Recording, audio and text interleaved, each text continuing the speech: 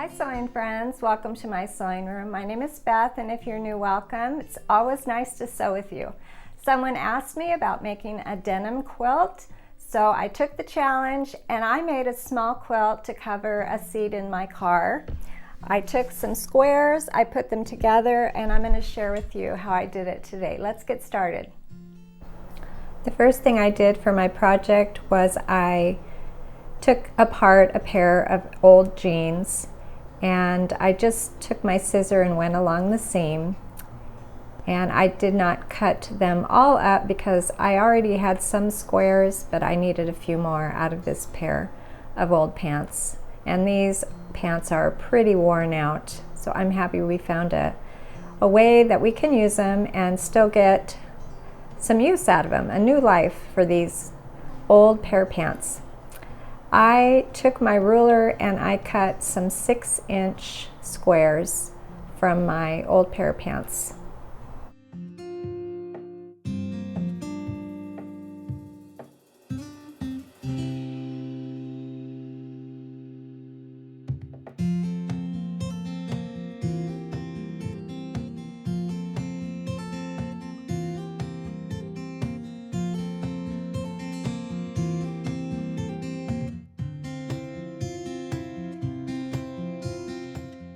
After getting all of my squares together, I need 20 squares for my little seat cover. I started joining them in rows of 4.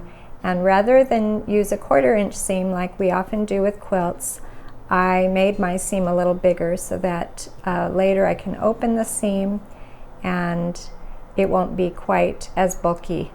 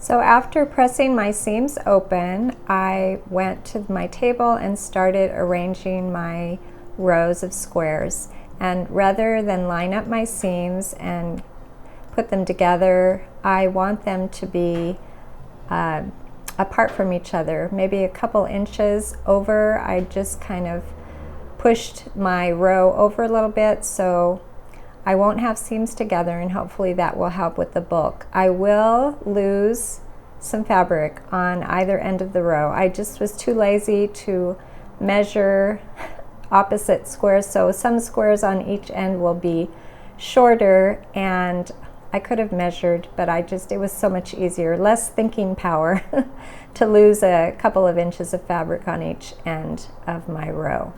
You could definitely figure it out mathematically what size squares you would need for the ends, but I'm just going to trim it off, straighten it up when I'm all done. So there's my first seam, and you can see I'm not going to lose that much fabric. And these seams are not going to be exactly in line with each other, and that's okay with me. In my sewing room, things are rarely perfect or just right. So then I just trimmed off the edges. So as you can see, you could do this with any size quilt. You could use longer strips rather than 6-inch squares. You could use a 6 by 8-inch strip. It kind of depends on how big your old pair of pants are, or maybe you have some fabric that you can use for a denim quilt. But this is how I did it. Then I went and I opened that last seam, that long seam that across.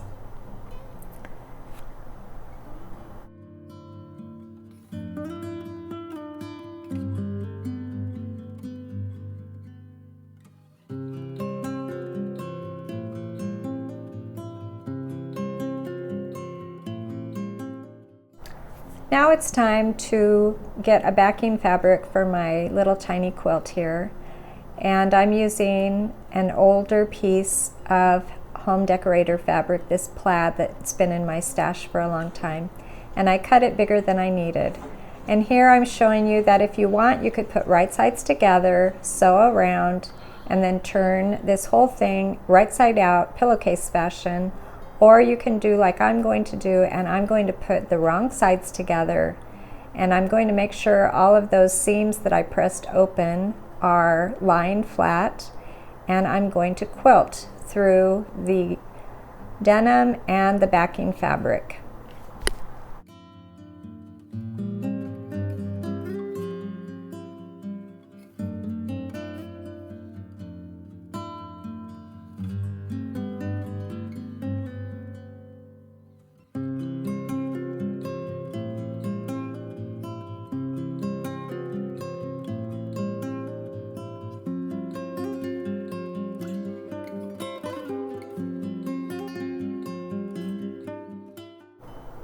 I'm just making sure that my seams are open. They're on the inside, and some of them wanted to come back together again. So as I went through, I just kind of felt and made sure the seams were open, and I tried to top stitch right along, right next to my seam. And this will be my quilting lines through the denim and through the backing.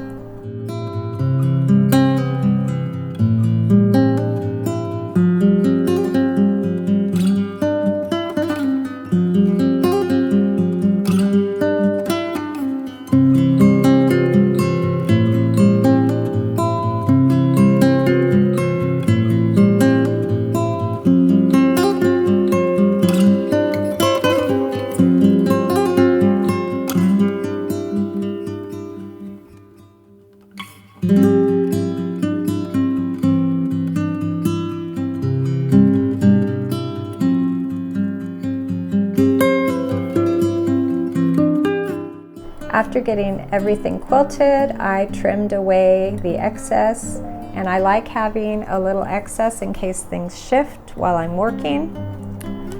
And after I did some trimming, I decided I would go back and add a couple more quilting lines. I only went one direction, and this time I thought I'd show you that you could also go the other direction. The lines will not totally line up because my seams going this direction are not all perfectly in line. And like I said, I think that's okay. We all have different preferences. This is going to be a car seat cover, and I think even if it was a denim quilt, I think the quilting lines would be great just going any way you want.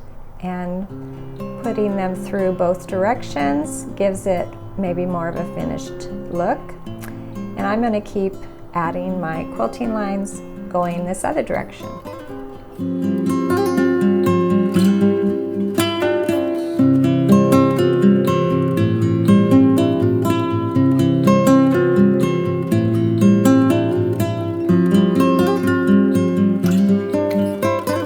Last thing to do is to add binding. So I need to attach two ends with my 2 strips of binding. They are 2.5 inches. I will be attaching them just like this. I'll trim off the excess and then I will press this long piece of binding in half.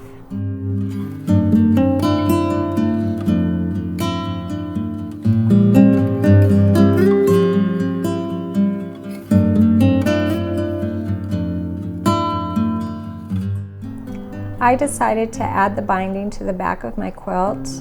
I left a tail, and then on the corner here I stopped and I sewed out to the corner. I'm going to show you in just a minute a close-up of how I did that, and I'm just going to attach this binding all the way around my quilt.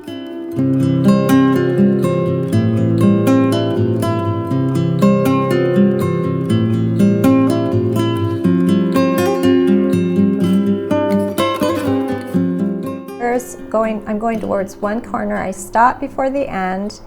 I then sew off the corner and I have that little diagonal stitch, and now I will fold up and then I'll fold down right on that seam, and then I will start stitching right from the very top of that long right side there.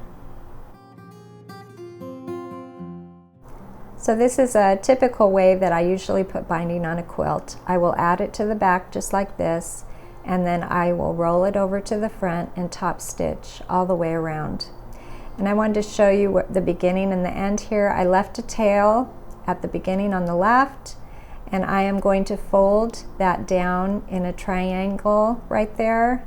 I'm going to fold it, and I will sort of tuck the end on the right into that fold on the left, and I want it to be long enough to go all the way in and even down a little bit to hide that raw edge. So I'm going to tuck that in, and then I will pin right there, and then I can sew from the right side over there down all the way to where I started on the left.